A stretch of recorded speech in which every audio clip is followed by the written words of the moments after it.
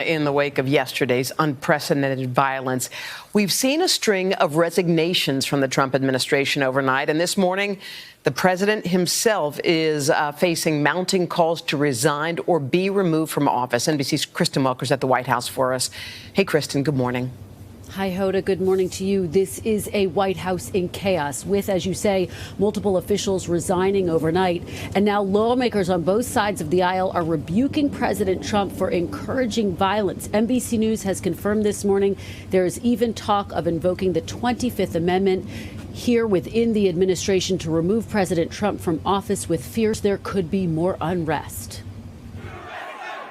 In the wake of violence by his supporters, nearly 100 lawmakers in Congress this morning are calling for President Trump's removal from office. That's where we are right now. And he's incited this. This was a coup. You cannot sugarcoat this. You cannot be nice about it.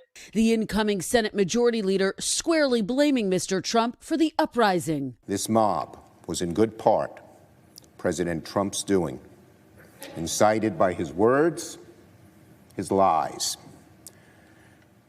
This violence, in good part, his responsibility, his everlasting shame. One top State Department official tweeting, "These actions threaten our democracy and our republic. Trump is entirely unfit to remain in office and needs to go." Multiple sources familiar with the matter tell NBC News there have been informal discussions about invoking the 25th Amendment by some staff-level officials within the administration. The 25th Amendment says if a president becomes unable to do the job, he can be forcibly removed and the vice president takes over. One way to do that, the vice president would need to agree, as well as a majority of the cabinet members. It's not clear these discussions have reached the cabinet level, and two sources say the idea has not been discussed directly with Vice President Pence. Former National Security Advisor John Bolton warned against invoking the 25th Amendment on CNN, saying it could make matters worse. We ought to bear in mind the adage, do no harm, because you can make this worse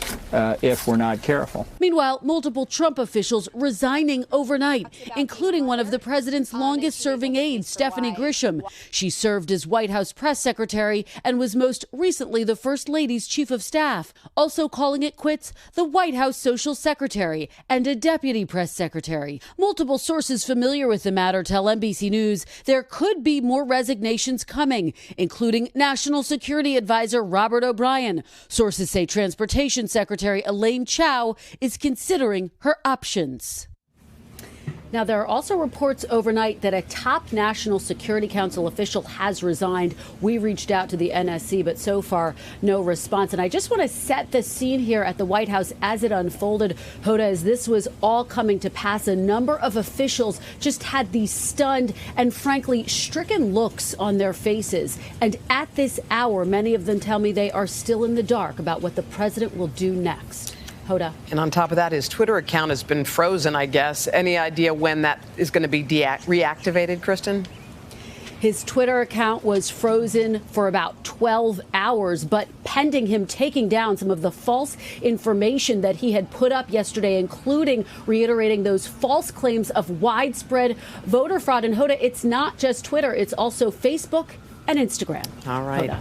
Kristen Welker, thank you.